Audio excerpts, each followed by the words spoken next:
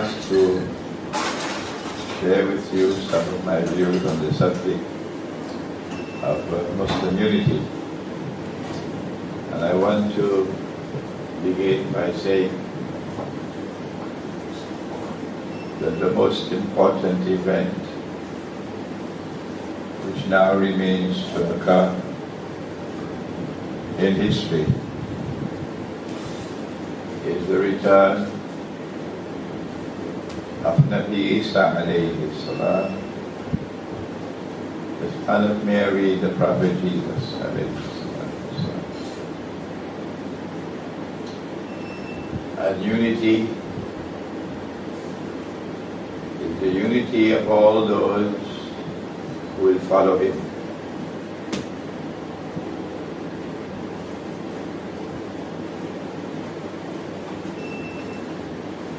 And those who will follow him will not be only from the Ummah Muhammad alayhi salatu wassalam.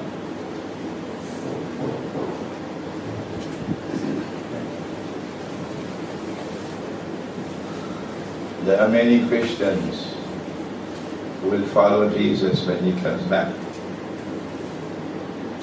And there are many Christians who will not. And there are many Muslims who will follow Jesus when he comes back. And there are many Muslims who will not. And so the greater unity is what we should be thinking about, focusing on.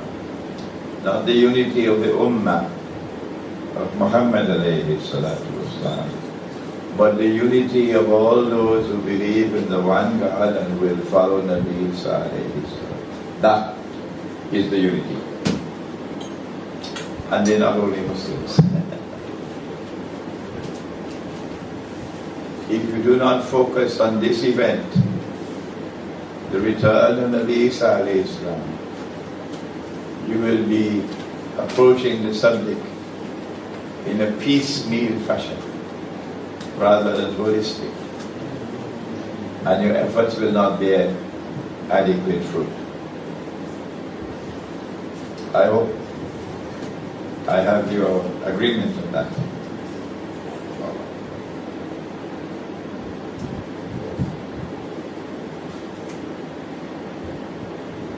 In Surah Al-Anfal of the Quran, Allah subhanahu wa ta'ala directs our attention to the fact that they, the enemy, they are uniting. They build unity in their ranks. Oh yes.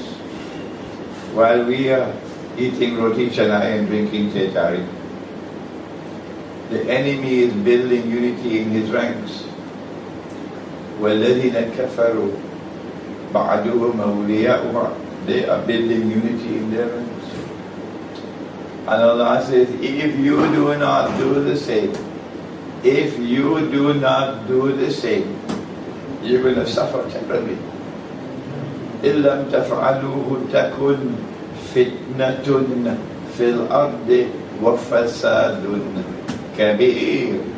You're going to suffer terribly if you do not do the same.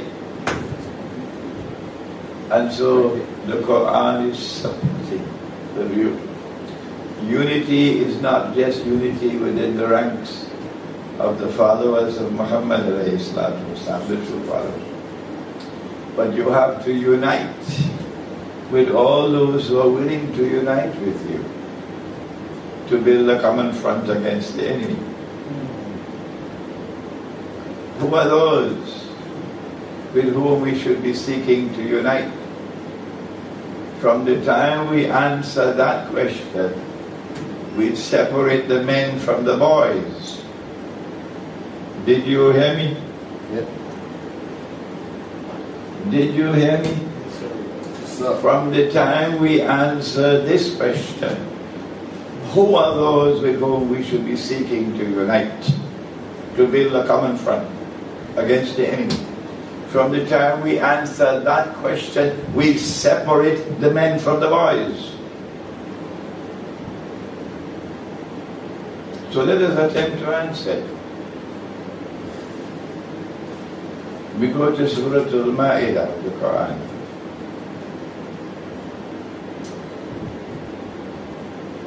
And the methodology of studying the Quran is that you do not take one verse in isolation and come to conclusions, but you take all the data in the Quran and you combine it all together in a harmonious and integrated whole. Kullu min indi rabbina. The whole is from Allah.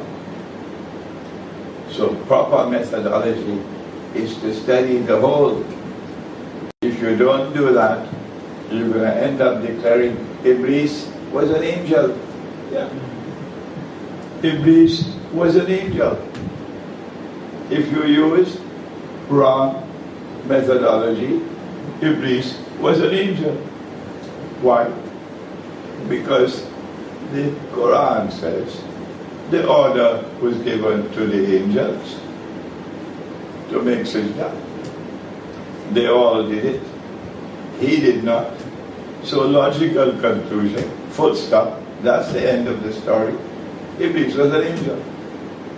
Now, this is what happens with wrong methodology. When you use the correct methodology, you go to the whole book and you see angels do not disobey. No. Angels do not disobey. Angels cannot disobey. But he disobeyed. So he couldn't be an angel. And then in another part of the Quran, وَكَانَ مِنَ الْجِنِّ. So this is the difference between wrong methodology and right methodology. And Allah taught the lesson right bang in the beginning of the Quran. That's why we have to ask, how come the whole world of Islam is saying that Gog and Magog will only come after Nabi Isa alayhi salam comes?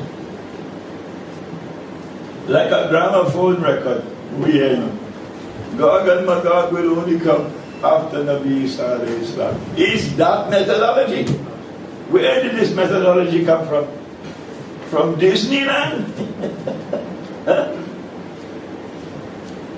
So, we go to Surah Al-Ma'idah now, having left Surah Al-Anfal. And Allah speaks, and He speaks with emphasis, emphatically. Because shak nahi, latajidanna. This is an emphatic statement.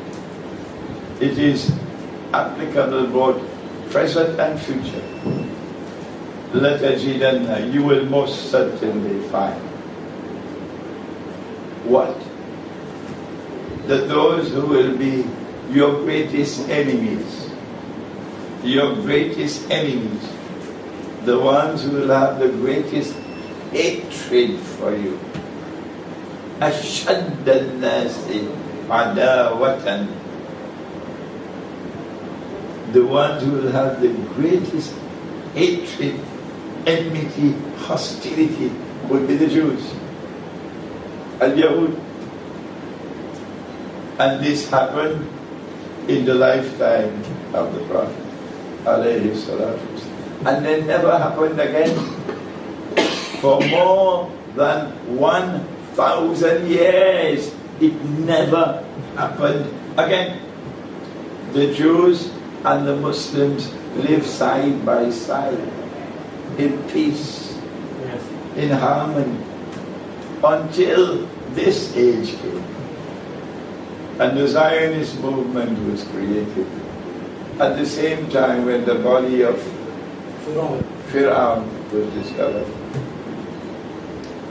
And now over the last 120 miserable years, we see أشد الناس عداوة الذين آمنوا اليهود. It has now come to pass again.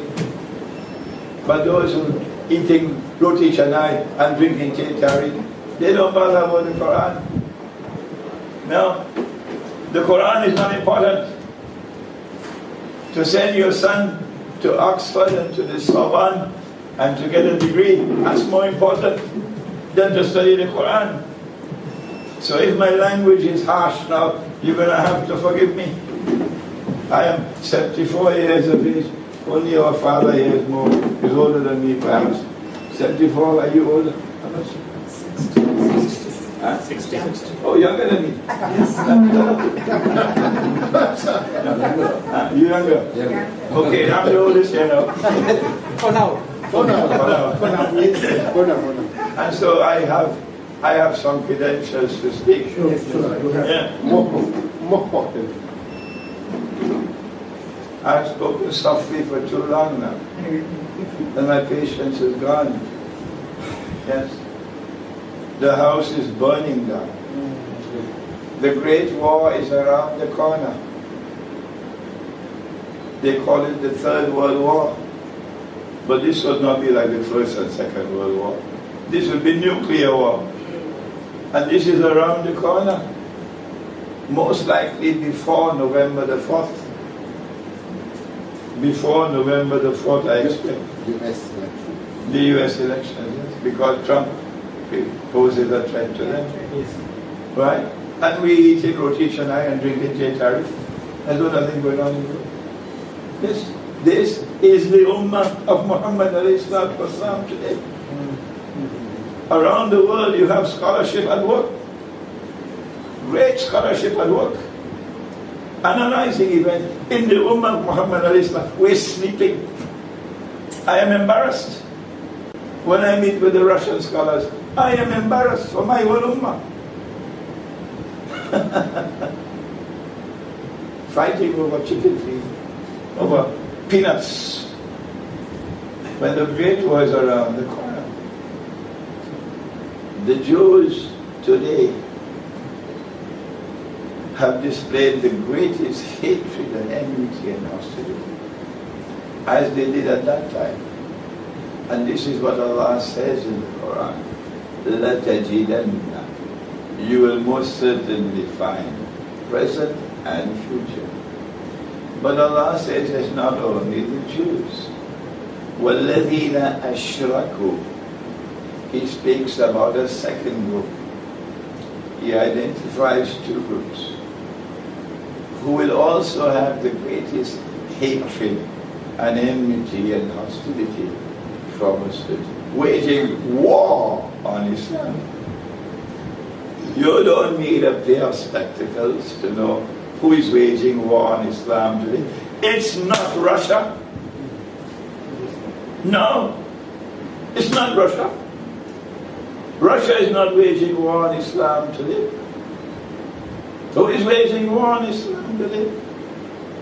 Who invaded Afghanistan? Who invaded Iraq? Who invaded Libya? Don't you have any sense in your head? Can't you recognize who it is? Modern Western civilization is being hijacked. The American people don't control their country. The British people don't control their country. No. You have a powerful clique within these countries who control power. Yes. And whenever they don't have a leader who is submissive to them, they kill him like they kill Kennedy. And that's the problem with Trump. Because Trump doesn't need their money. And Trump is independent in his thinking. Even when he speaks foolishness, Trump is independent in his thinking. Huh? That's why he's dangerous to them. They want to ensure whoever rules is submissive to them. So they control power. And these are the ones who are waging war on Islam.